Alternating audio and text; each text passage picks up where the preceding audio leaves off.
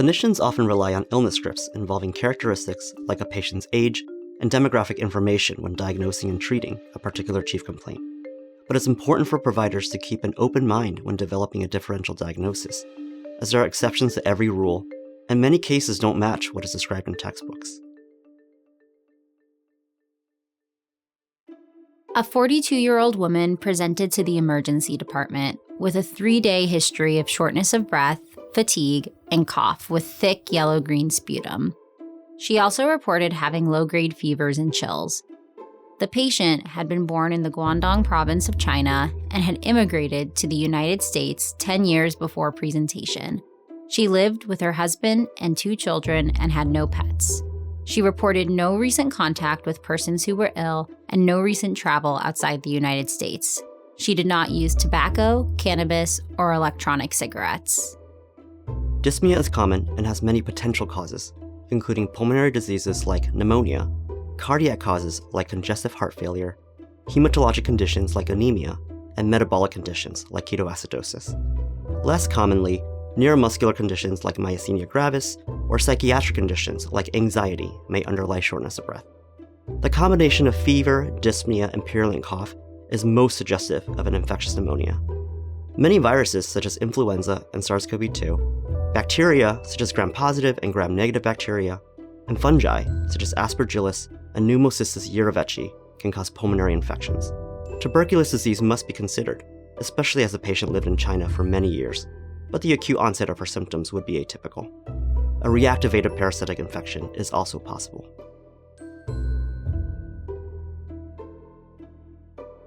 The patient was febrile, tachycardic, tachypnic, hypotensive, and hypoxemic, with an oxygen saturation of 82% breathing ambient air. She received supplemental oxygen at 4 liters per minute, which improved the saturation level to 92%. She appeared to be in distress and had increased work of breathing. A physical examination revealed diffuse frales bilaterally. No finger clubbing was noted. The combination of fever, low blood pressure, tachycardia, and hypoxemia raised concern for sepsis, presumably from a pulmonary infection that is also causing respiratory failure. Preliminary lab work was obtained. The patient had an elevated white blood cell count, as well as elevated bicarbonate and glucose levels. Liver enzymes were normal. Tests for influenza types A and B and SARS-CoV-2 were negative. A chest radiograph showed bilateral infiltrates with mucus plugging, dilated airways, and hyperinflation. Negative tests for influenza and SARS-CoV-2 make these potential causes unlikely. The X-ray findings suggest bronchiectasis, which is characterized by cough, sputum production, and dilated thickened bronchial walls on imaging. Bronchiectasis has a broad differential that includes inherited conditions like common variable immunodeficiency, alpha-1 antitrypsin deficiency, or cystic fibrosis, and acquired conditions like mycobacterial infection, aspiration, chronic obstructive pulmonary disease, or human immunodeficiency virus. Autoimmune conditions such as rheumatoid arthritis and systemic lupus erythematosus are possible. In some cases, no underlying disease is found. This is called idiopathic bronchiectasis. For this patient, priority should be given to the evaluation of causes that will impact immediate management, particularly infections. Advanced bronchiectasis is associated with Pseudomonas aeruginosa infection, so coverage for this organism should be included in initial antibiotic treatment. Other infectious causes include non-tuberculous mycobacteria, among others.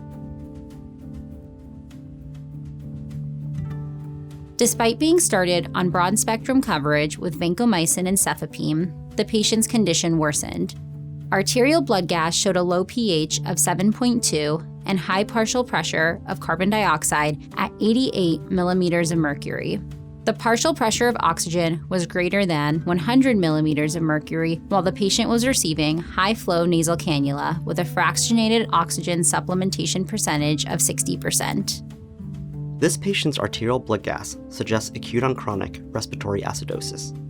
If you recall, the patient's bicarbonate level was 34 millimoles per liter on presentation. In acute respiratory acidosis, the serum bicarbonate level rises 1 millimole per liter for every increase of 10 millimeters of mercury in the level of PCO2. The fact that her bicarbonate level was as high as 34 indicates that the current illness was preceded by chronically elevated carbon dioxide, and that her kidneys were holding onto bicarbonate to compensate for this. The patient was transitioned to bi-level positive airway pressure ventilation for mixed hypoxemic and hypercarbic respiratory failure. Non-contrast computed tomography of the chest confirmed diffuse bronchiectasis, peribronchial consolidations, and mucoid impactions, also known as mucus plugs. Mucus plugs can be caused by infections, malignancy, allergic diseases, and benign neoplasms. For this patient, infection seemed the most likely cause. The patient's imaging suggests long-standing disease, but the patient had not reported any symptoms before this acute presentation. Some patients, especially young ones, can compensate well for cardiopulmonary diseases and may not have appreciable functional decline until very late in the disease course. This seems to be the case for our patient.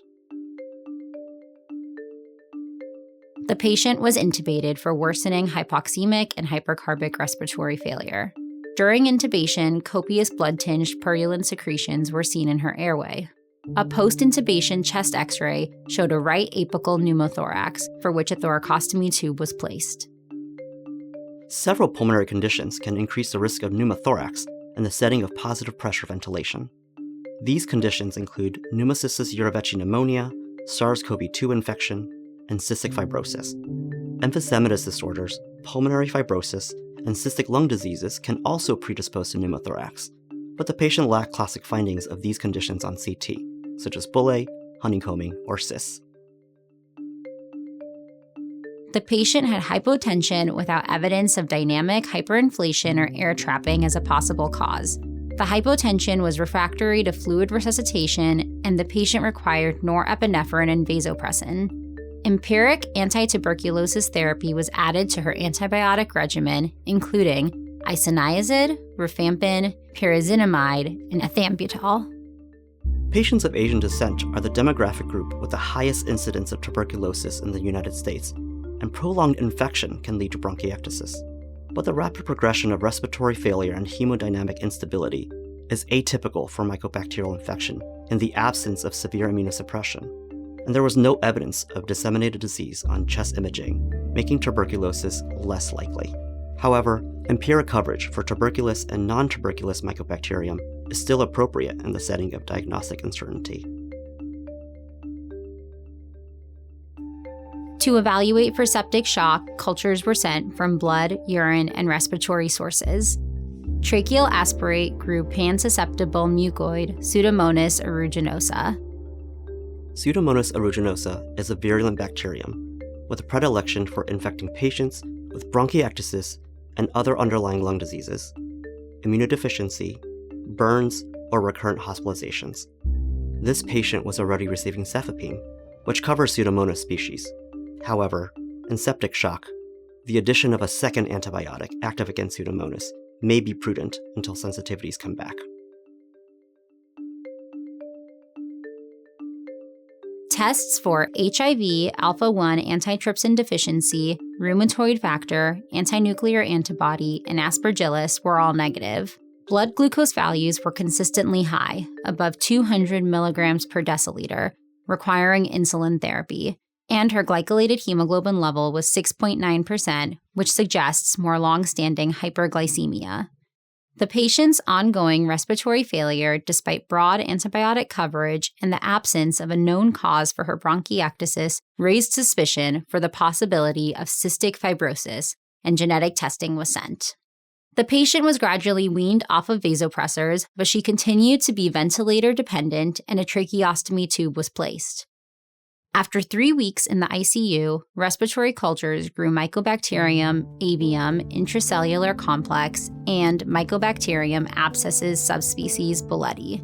Treatment with azithromycin, ethambutol, rifampin, imipenem, amikacin, and linezolid was initiated based on susceptibility results. Non-tuberculous mycobacteria are ubiquitous in the environment. Infection with these organisms typically occurs in patients with underlying lung disease, such as bronchiectasis, or immune dysregulation. Treatment involves prolonged courses of multiple antibiotics.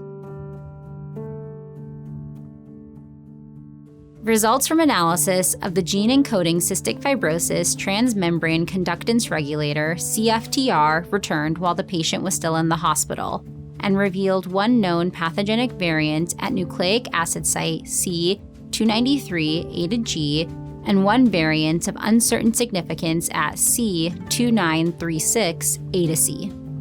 The genetic analysis indicates cystic fibrosis is the most likely cause of a bronchiectasis. Cystic fibrosis is a disorder that involves dysregulated ion transport due to defects in the CFTR protein.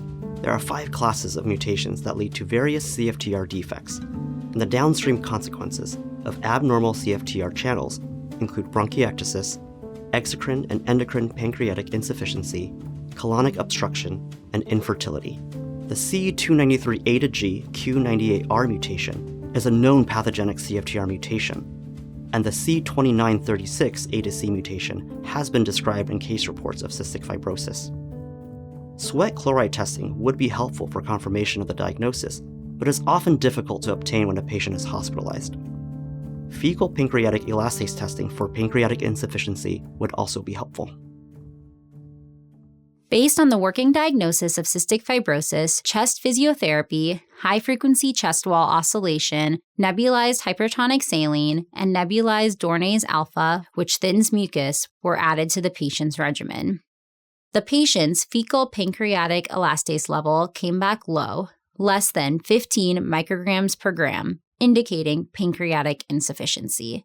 Immobilized lipase was added to enteral feeding to help the patient break down fats and absorb nutrients. Cystic fibrosis is usually diagnosed in the US at the time of neonatal screening. Prenatal diagnosis is also increasingly common. In contrast, our patient did not receive a diagnosis until she was 42 years old. Registries show that 4% of persons with cystic fibrosis receive the diagnosis after 18 years of age, and half of those receive the diagnosis after age 40. Racial, ethnic, and geographic disparities in cystic fibrosis screening and presentation have been well documented. Routine neonatal screening is performed in the US, but is not performed in many other countries, including China. In most US states, when neonatal screening using immunoreactive trypsinogen is positive, reflex genetic testing is performed for a few hundred CFTR variants, but this testing does not include uncommon variants that are more frequent in non-white populations. In addition to delays in diagnosis, Black persons with cystic fibrosis more often carry genetic variants that are ineligible for CFTR modulation therapy. The CFTR modulators, tezacaftor, ivacaftor, and elexacaftor, tezacaftor, ivacaftor, are approved by the Food and Drug Administration for patients who have the C293A to G mutation, but these drugs had not yet been approved at the time of this patient's diagnosis. Given the patient's persistent ventilator-dependent respiratory failure, off-label therapy with ivacaftor was initiated, although it was not approved at the time of treatment for the specific mutation in this patient, and its utility in patients with respiratory failure had not been assessed. Despite aggressive management for 5 months, the patient had progressive respiratory failure and recurrent pulmonary infections with septic shock, which ultimately led to her death. This case of a 42-year-old Chinese-American woman with newly diagnosed cystic fibrosis shows the need to consider the possibility of genetic disease even in persons who present with illness at older ages and whose ethnic group is atypical for a given condition. Early diagnosis and treatment for this patient's cystic fibrosis and bronchiectasis might have favorably altered her course. While demographics and pretest probabilities can help with diagnostic thinking, it is important to remain open to other possible explanations when things just aren't adding up.